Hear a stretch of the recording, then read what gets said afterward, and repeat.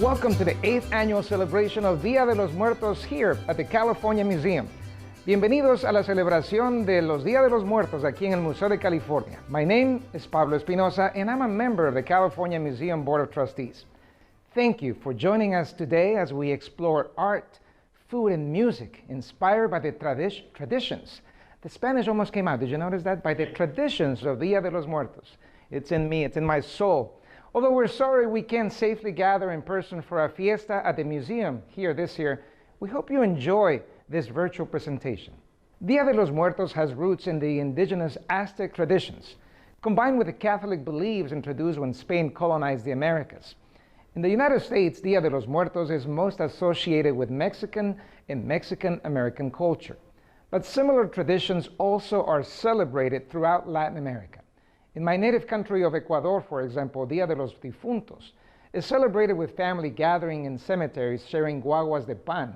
And guaguas is a Quechua word that means baby. So those are like little baby breads in a drink called colada morada, and stories of our deceased family members and ancestors. Our program today will highlight our annual exhibit here at the California Museum. It's called Espíritus Creativos de California, in which artists have created altars or ofrendas dedicated to Californians who have made an impact not only within the state, but also on a national and international stage. In a moment, you'll hear from artists who have contributed to the exhibit and see behind-the-scenes footage as they assemble their altars in the gallery. But first, let's set the stage with a little music as award-winning singer, songwriter, and musician, my friend Dinorah Klingler joins us. Dinorah has performed for audiences across Mexico and the US for over 25 years and has impressed guests at the Museum Día de los Muertos Fiestas every year. Based in Sacramento, she manages a traditional Latin American and Spanish group, a female mariachi, which is something that is a special source of pride for her, Las Brujas, a salsa and blues band, crosswinds, and performs music from all over the world as a soloist with her inseparable guitar. Let's welcome Dinorah to the stage. Happy Día de los Muertos to the California Museum and all fans and supporters and members. This beautiful song is called La Llorona, one of the most traditional and emblematic songs for this time of the year.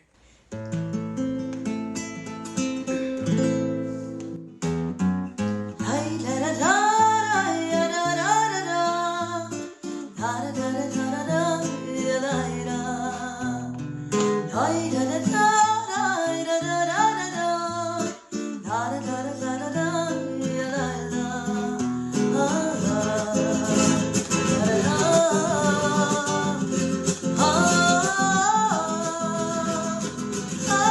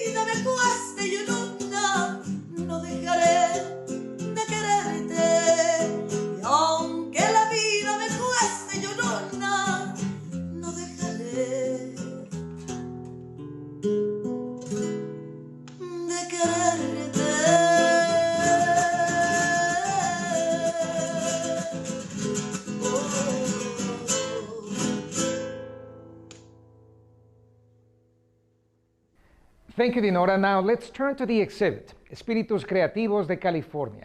Each of the featured artists selected a creative spirit of California to pay tribute with a unique altar, featuring symbols of their contribution to our culture. Let me introduce museum volunteer Bri Garcia, who will bring these artists together to discuss their work and the influence of Dia de los Muertos on their art. Thank you, Pablo. I'm Bri Garcia, educator and docent here at the California Museum. I'm also a board member of the Latino Center of Art and Culture, where I'm one of many who ensures that Dia de los Muertos is recognized and celebrated each year here in Sacramento. Welcome to our artist panel discussion here at the California Museum. I'm thrilled to be here today with some of the most creative individuals in the region. I will be facilitating our discussion for the exhibit Espíritus, Creativos de California. Our exhibit honors 5 diverse and innovative Californians with altars created by talented artists who are all with us here today. And now I'd like to introduce the artists. First, we have Roberta Alvarado, who's been a photographer for over 30 years. She began traveling by backpack, camera in hand, through parts of Northern and Central America to reconnect with the land of her ancestors. While traveling through the Yucatan, she documented Mayan culture to share with others. This included Penal Pichon, or Food for the Souls, the region's version of Dia de los Muertos. Our next artist is an Arizona native and longtime resident of Sacramento. John Huerta became interested in Dia de los Muertos art when his sister and mother passed away 20 years ago. Combining the art skills he learned in school with the traditions and beauty of Dia de los Muertos gave him comfort. His vibrant and colorful work is unforgettable. Juan Ramos and John Hancock have been happily married artists since 2007. Their collaborative work combines mixed media with a special focus on papier-mâché sculptures inspired by the great Mexican artist Sergio Bustamante. Their colorful, thoughtful, and generally humorous pieces have sold locally and nationwide. Rabo embraced Dia de los Muertos after his mother passed away, finding that celebrating her life through this ancient tradition helped him begin the healing process. Today, not only does he create amazingly elaborate sugar skulls, but also he offers workshops that inspire young people and help preserve Mexican traditions. Last but not least, Franco has been working professionally for 15 years. His artistic training includes working in fine arts, philosophy, and anatomy, which contributes to his unique style, infusing pop imagery, irony, heightened realism, and humor. He is also an accomplished muralist whose work adorns many public spaces across Northern California. I'd like to thank you all so much for joining me here today. Thanks for having us. Thank you. Thank you for coming.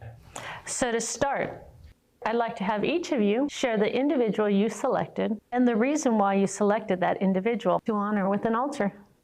Roberta, would you like to start us off? Okay.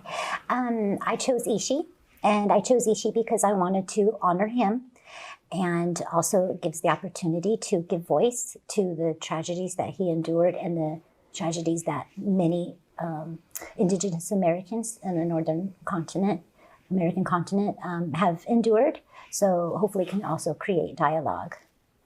And I call it an elder ago because Ishi, we referred to him as Ishi, but he chose to not give his name. So Ishi means man in his native language. And so calling this an elder ago also gives a perspective of time. Thank you, Roberta. Rabo, you chose Carrie Fisher. Oh, yeah. I was trying to figure out who has lived and passed away in California that was kind of well noticed. Oh, see, she's here. I'm doing this for you guys. I made Princess Leia. She just messed with the lights. That's it. It's the signs. You have the interview. Don't erase it. It's all going on. She's here. That was amazing. Oh, see? There it is. I thought that was intentional. Yeah, you can't dub that out. She'll probably mess with your video next. So now that we've seen the light, Rabo, would you like to continue? So I had to think about somebody that has passed away and lived in California. And so it took a while, and I came across Carrie Fisher. I was like, this is it. She was born and lived here, born and died here. And so with all that, I found out so much more about her that I didn't even know. I found out she was a script doctor. That was pretty amazing because she would find spots in movies that were slow or not funny, and she would doctor them to make them funny and not so still in that spot. So she's done quite a few movies on my altars. You'll see the film strips that go down. Those are most of the movies that she's doctored. And then, you know, a lot of people know about her rough background, but, you know, we all have to live and learn, and she lived and learned, and she did it her way. Thank you, Robbo. And John and Juan, tell me about who you chose. John Steinbeck, it was pretty much a no-brainer because I was born and raised in Salinas and Steinbeck country. And I just always appreciate how his books gave me this pride of where I came from. But I love his novels. I love who he was and how he wrote. I just went along for the ride. My mom actually was an English teacher. And I mean, John Steinbeck, you know, was in our house because he was, you know, what Shakespeare is to Britain, in my mom's eyes at least. He was, you know, our version of what literary history and importance was all about. I mean, he just, the spirit he evoked through his writing and you know, the downtrodden, you know, burdened man and how he portrayed him and whatnot just always spoke to us. And so when Juan said, we should do John Steinbeck, yes, sir. Thank you. And John Huerta, would you tell us about who you chose? I picked Charles Schultz, the creator of the Peanuts.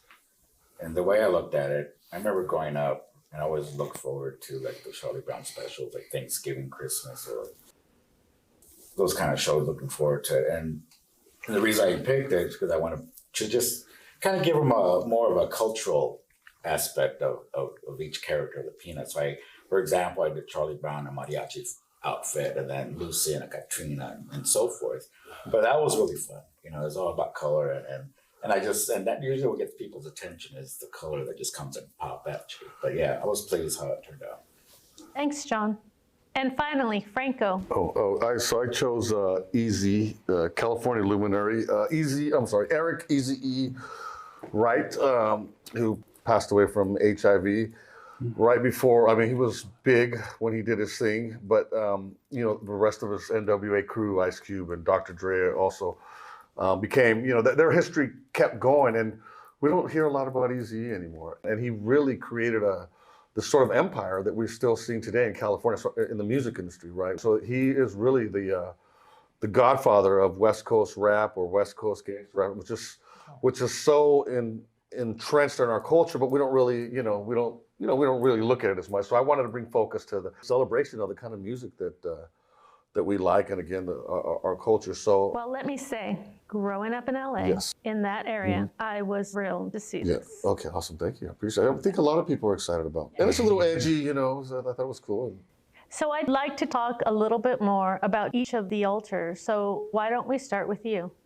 One of the questions that I have is about individuals of color. Taking up space in institutions, museums. Right, seeing them more often, and it doesn't have to be just Mexican Americans that are being shown here. All of us as humans, right? So I thought that was, again, with Black Lives Matter and identity, it's very important to people to have something to identify, or to see that who they are identified in other things, right?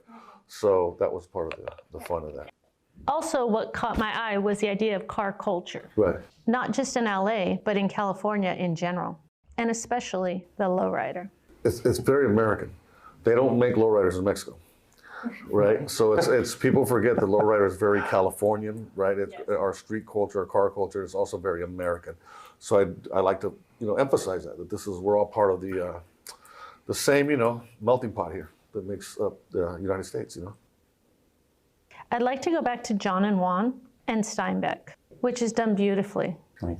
The paper mache is what I want to ask you about, because it's so rooted in Mexican culture. Mm-hmm. So what inspired you to continue that craft and elevate it to such fine art? Well, again, like I said in my intro, Sergio Bustamante, I actually have one of his original paper mache. That's how he started out. He now does bronzes and that sort of thing. And then the other, The other reason is paper mache is it's recycled, and I like that too. So because we use too. It's very folky and very people. Right. Everyday Exactly. people So, but John designed the set. So any questions on that? Yes, John. Can you talk about what inspired your design? Well, I always had a fascination with Day of the Dead ever since I was a little kid and first saw it. Mexico, we'd take trips down to Mexico quite often. And, I knew I wanted to incorporate the four elements that are typical for an altar: the air, the earth, the wind, the fire, the water. And with Steinbeck, it was just so natural because that's what he wrote about. I mean, he wrote about the land and the farming communities in Salinas and all the produce. So we created a little crate. It's covered with labels of some of the produce manufacturers in Salinas and the Salinas Valley. So it's full of the produce that's typical to that area. And that represents the earth. The wind, I don't know if you've noticed, but the top is a windmill, suggestive of some of the novels he wrote, of Mice and Men and others, East of Eden. And then I took the letters of Steinbeck, his name, and then covered each letter in a dust jacket from the original or first printing of that book, which I thought was important because that's what he's known for, is his history of writing literature. So that's the wind, and the fire is just the candles honoring him. And then underneath is the seashells, which he wrote Doc Ricketts, Cannery Row, Sweet Thirsty, to honor the Monterey seashore that he wrote about and to represent the water. So I knew I had to have those four elements, and with Steinbeck, it was just a natural. And then the quilt, of course, I wanted quotes, and I thought, what better way than to just make panels and make a quilt out of quotes, because what's better than just sitting, wrapping yourself in a blanket on a rainy day and sitting with a good book and reading it. They're just, he's got some just beautiful quotes, and I thought, so we have 12 panels in there. And we had a good friend of ours, Russ Marsh, who just does exquisite work on quilts. And so Russ kindly lended his talents, and he created the quilt for us. And I did a beautiful job. It's all hand stitched. I just wanted to represent Steinbeck appropriately. Another reason for picking John Steinbeck was I was drawn to him, as an author, obviously, but what he did is he brought marginalized people in California to the forefront. They were lead characters in his stories, and he's the first story I ever read was The Flight, which is Pepe, Mexican. It just really took my attention because this guy's Mexican, and he's the lead character in this story. And of course, and it was where I lived. I was familiar with those mountains, and the way he described them, every facet was just, I've been there. I know this, and of course, you have the Pearl, is another story where both the characters are Mexican, and because he brought marginalized people out, and not only, people of color, but the Okies and Grapes of Wrath, he just brought kind of underdogs up to the forefront, and that's what what really drew me to him. John Huerta, you chose Charles Schulz. And I have to say, the calaveras of the Peanuts gang are absolutely beautiful. Thank you. Can you share the different cultural representations that we see? I just want to do the cultural on each different character. And Peppermint Patty, I dressed her up like Frida Kahlo. Pigpen is actually in a white, I'm not sure what you call the outfits, because I know it's like referred to the folklorico dancers, and one is wearing the red scarf and the white outfit, so I dressed them up as that. But it was just fun just to make them cultural looking, because I've never seen Peanuts character and actually, especially the Mexican culture outfits then. And I enjoyed doing that just for those little paintings. I just love how they turned out. And I had to put, because I wanted more color, so I just got some ribbon and just let it hang there. And just that way, everything just kind of mixes in together. And your painting of Charles Schulz is so different than anything I've ever seen you do before. Yes. Another thing too, on researching under Charles Schulz, he happened to die the same day as my grandmother. Oh. February, yeah. And I was like, it didn't hit me until I was like, wait a minute. Yeah, the same day, same year, everything. Wow. But it was like, but I really happy how it turned out. So beautifully done. Thank you. Roberta, you have Ishi represented in 3 parts or portraits of him. Can you explain why you represented him that way? It's two images, and I did that to show the contrast and the duality of his life. So it has him in his native dress, and then I have the other image of him wearing a suit and his hair is cut short. So what he's wearing is contrasted, but also his expression. So you see his eyes are very powerful, but then in the other image, you can see him just looking a little bit stern in his mouth, just a contrast in emotions. You have many different components on your altar, and there are a lot of images of Indigenous people. Can you speak to the significance of those?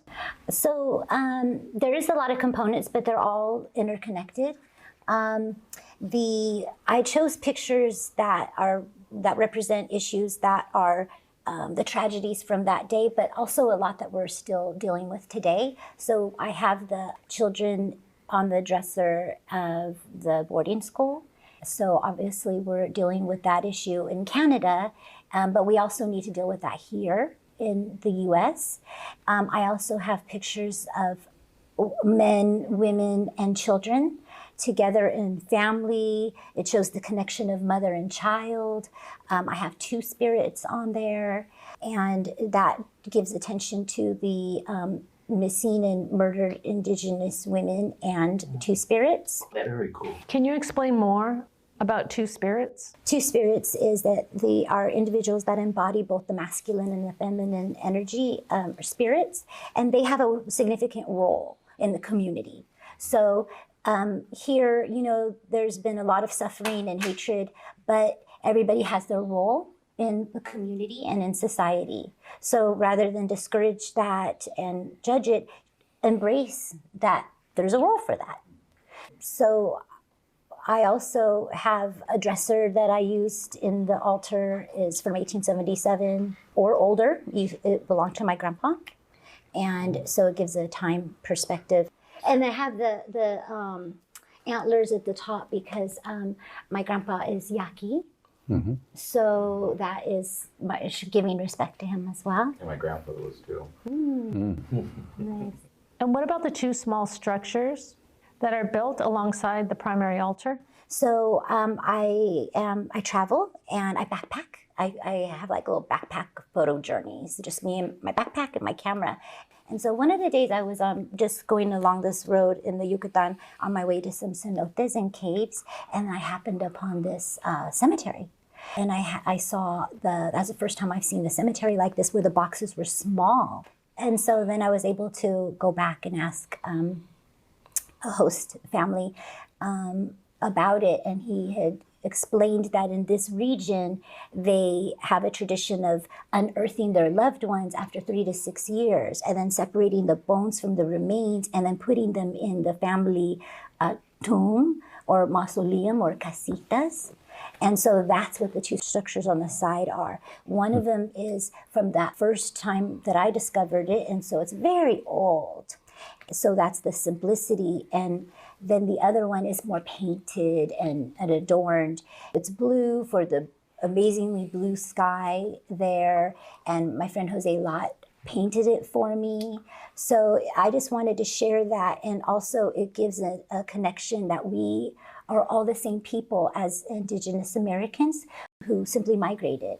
This is giving me the ability to share my photo journeys and also a little bit of what I've learned through my travels. So just bringing out the important message that we are all one.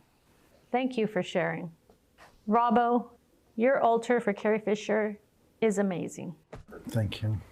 So I want to talk about your art and the focal point of Carrie Fisher as a sugar skull and the tradition behind what you do. Can you talk about what sugar skulls are and their significance? Yeah, so there you celebrate for someone that has passed on, and traditionally you would decorate it and put your loved one's name on the sugar skull, and then you would build your altar and you would put that on the altar for your loved one. So that's kind of the short snippet of like the sugar skulls. And then the Carrie Fisher piece was just, I tried to figure out what I wanted to do, because I've done some other altars where I've used my actual sugar skulls to represent the person that passed on. But then Carrie Fisher has to have buns. Of course she does. So, I mean, that's something she, you know, they were funny, but, you know. Or like on my altar, I have 16 Cokes. So for the new Star Wars, they had her in it. And I guess before filming, they sent over a trainer so she could work out, because they wanted her to slim down a little bit. So she did her little thing with the trainer, but every day at the end of it, throughout the day, she would drink 16 Cokes just to kind of spite him. Wow. So, yeah, weird little things that I just learned about her, and it was interesting, and just her career. You had so many offerings. Yeah. It made me wonder if you were a collector. It's been around. I mean, I'm sure we grew up with them, so it's been around my whole life. So, I mean, Star Wars, it was, you have to figure that was one of the first early things that we all saw that were like, wow, between that and Star Trek, you know, it was just really awesome. It made us imagine. Some of it on there is stuff that I've had since I was small. And then actually the bed sheets on there are my original bed sheets my mom bought me. Oh, wow. And so and it was just something. So this all generated me making sugar skulls for my mom passing. So it's kind of like my mom's still here, something she bought me, but it's also Carrie Fisher. So it all kind of works really well together for me. This question is for everybody. Usually altars are created in the home. Does everybody create altars at home? Mm-hmm. How is the process of creating an altar for a museum space differ from creating an altar at home? Personal. Yeah. Your own loved ones, your own ancestors, your own, you know, your own pains, your own joys. So it's very personal compared to, this is more fun and honoring. Yeah. And you're honoring with that, but I think that can get really emotional, right? I think it's daunting to some respect because you realize this is not someone you know intimately. Right. And so you have to pay proper honor. Tell a story. Yeah. But and then to present it so that you not only give a fair representation of their life, but it's something that's appealing to the eye, appealing, people want to see, you know, and draw people in to watch and look and learn.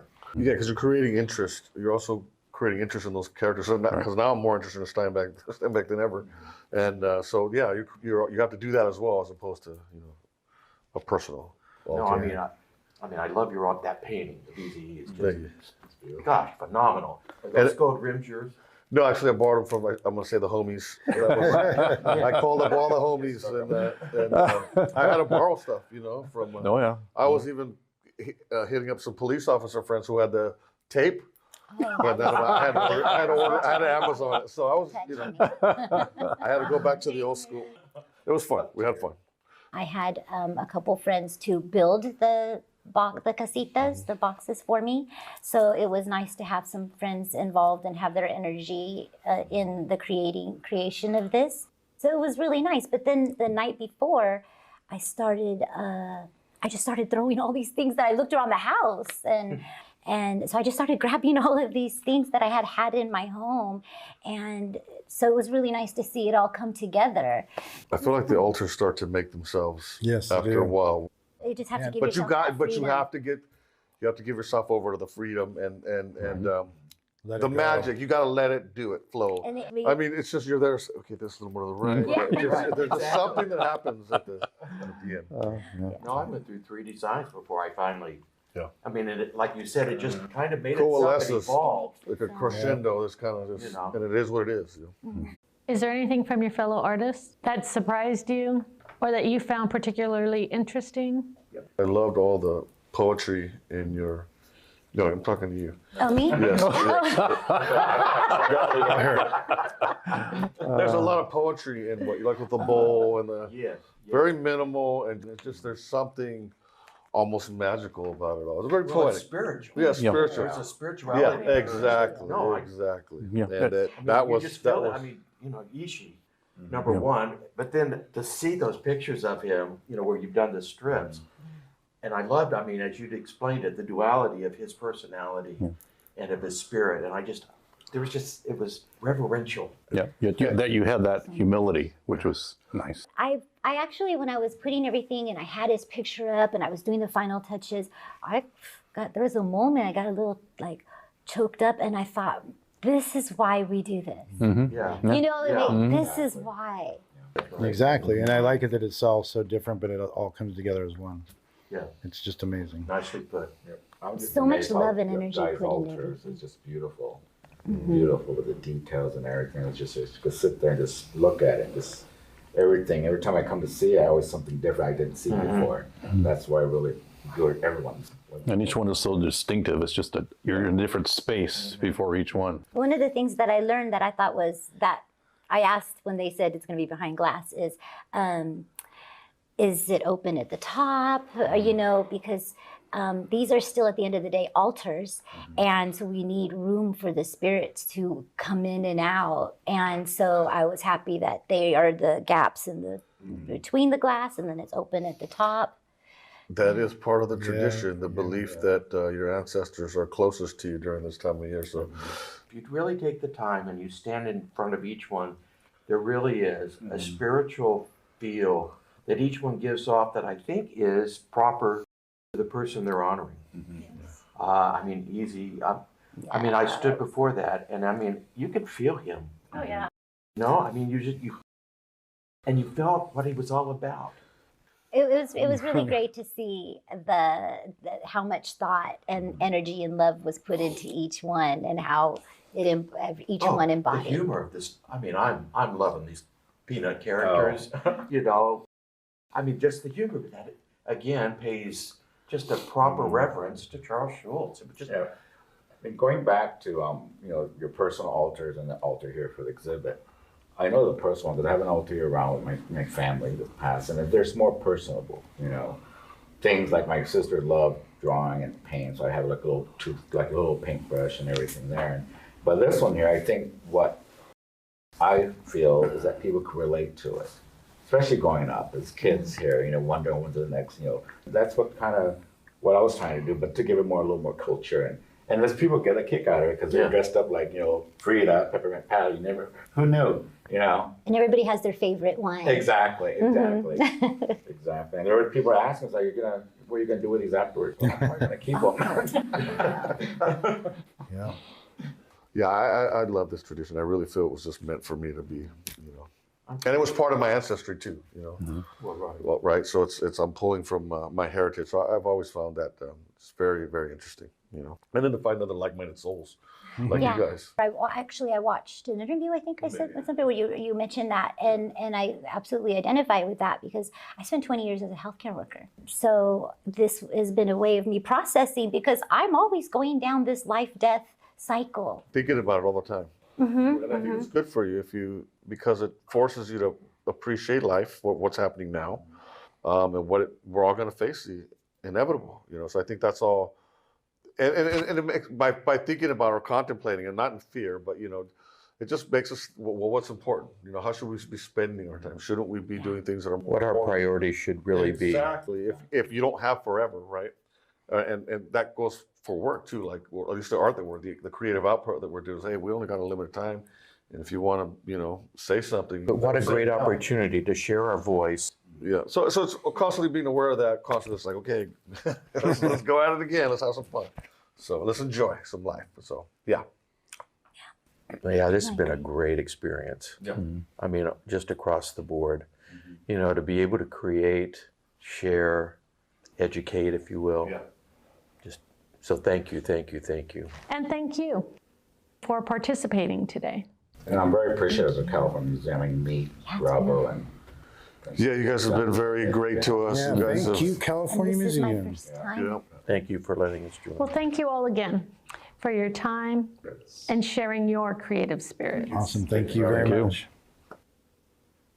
Thank you to all the artists who contributed to the exhibit this year. Each piece has so many unique elements and thoughtful touches.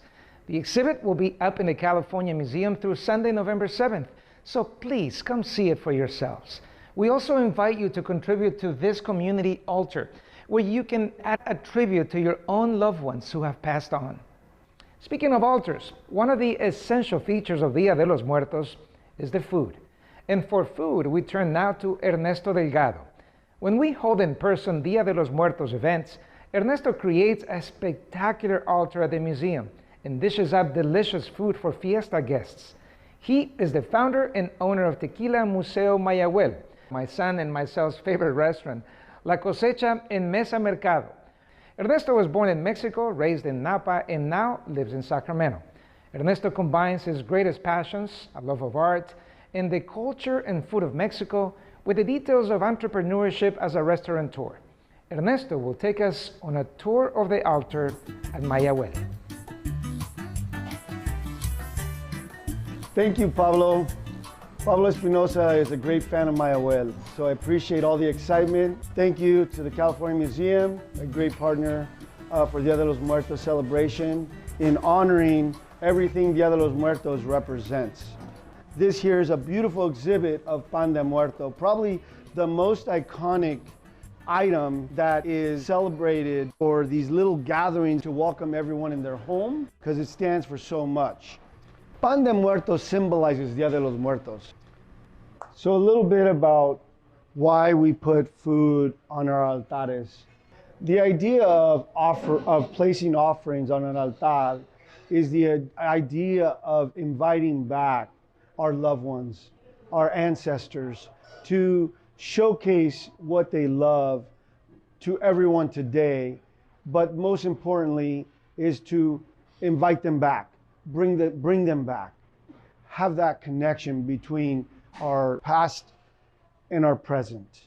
So today, here at this beautiful altar that was designed and created by Damaris Gomez is such a beautiful example of what everyone does in their homes throughout all of Mexico. It's a beautiful expression of life and what we need to celebrate. In tradition, that's what altares are all about, that each home, each place honors, their past. One of my favorite most things to include in, altares are just little items such as these. Abuelita. In every home, we grew up with these. As a child, I remember drinking chocolate de abuelita. So it reminds me not only of my upbringing, but my mother's. My mother making this in the kitchen, and I could smell the scents. The concha is a memory of culture. It's an experience together because you drink hot chocolate with conchitas that are a part of our life and something that almost everyone enjoys in our culture, along with piloncillo. So these are little elements that you include in altar. Why? Because these are scents, memories, almost even sounds as things are cooking and boiling. You can smell the scent, which reminds you of your mother, brings them back by the smells, by the scents. And truly, these are the things that you want to include in an altar to honor them, to honor what they loved.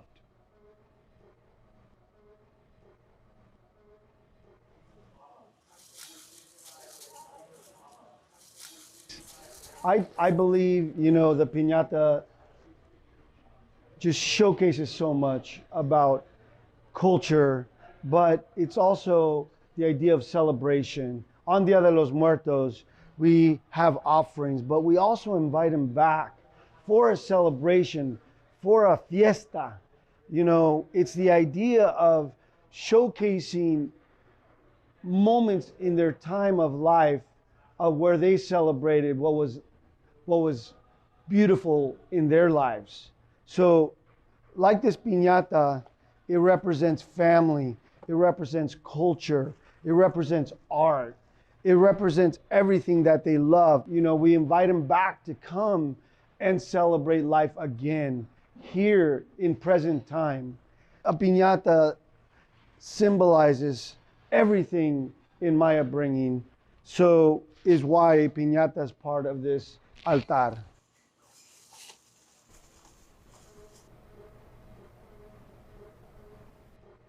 Dia de los Muertos is, celebrating and honoring our past. We celebrate our ancestors, we celebrate our culture. It's my favorite holiday because it involves art, history, culture, and it's a celebration of life. We celebrate through food, through ambiance, through candlelight, by enjoying all these different foods that our past members loved. Here at Mayahuel, every year, we celebrate my mother, Elvira Delgado. We celebrate Coco Madragon, a chef that helped Mayahuel in so many different ways. And every day, we honor them by remembering them, their part in our lives. This place is built on honoring my mother, who is my goddess. In remembering my mother, Elvira Delgado, I try to include everything she loved. It's a way of enticing and bringing back our loved ones.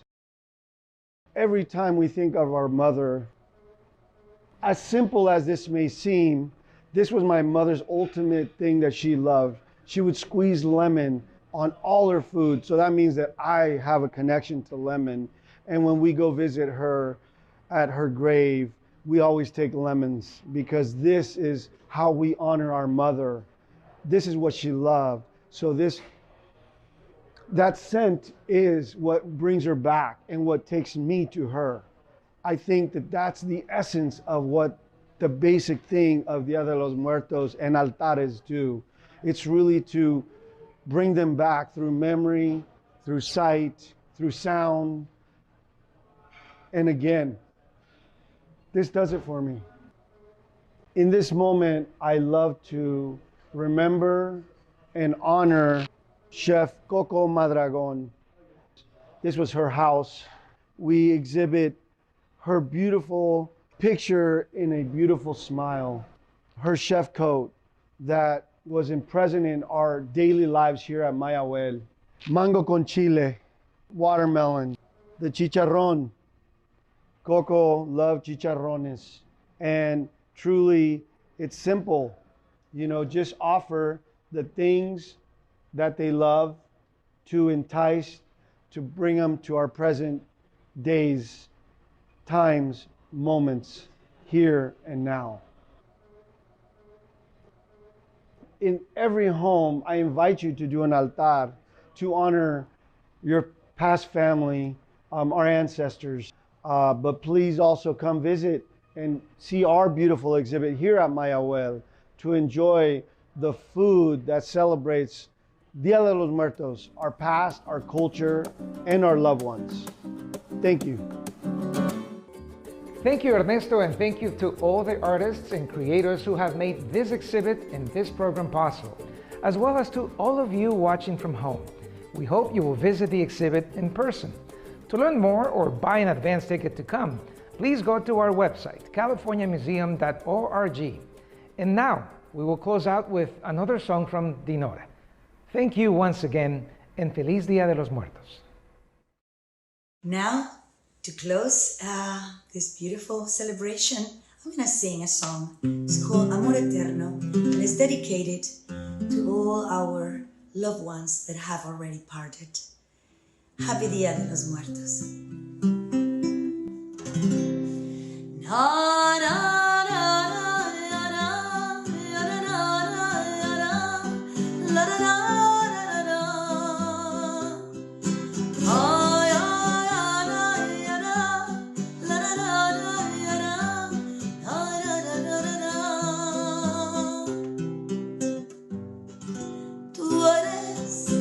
Tristeza y de mis ojos que lloran en silencio por tu amor. Me miro en el espejo y veo en mi rostro el tiempo que he sufrido por tu adiós.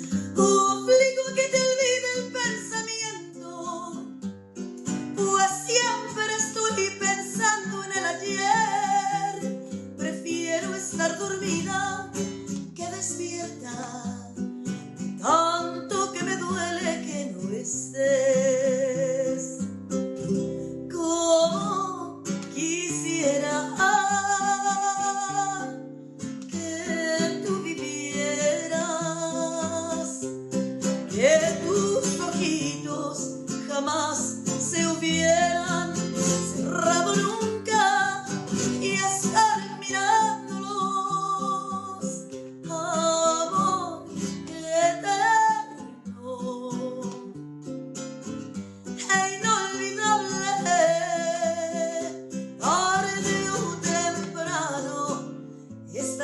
contigo.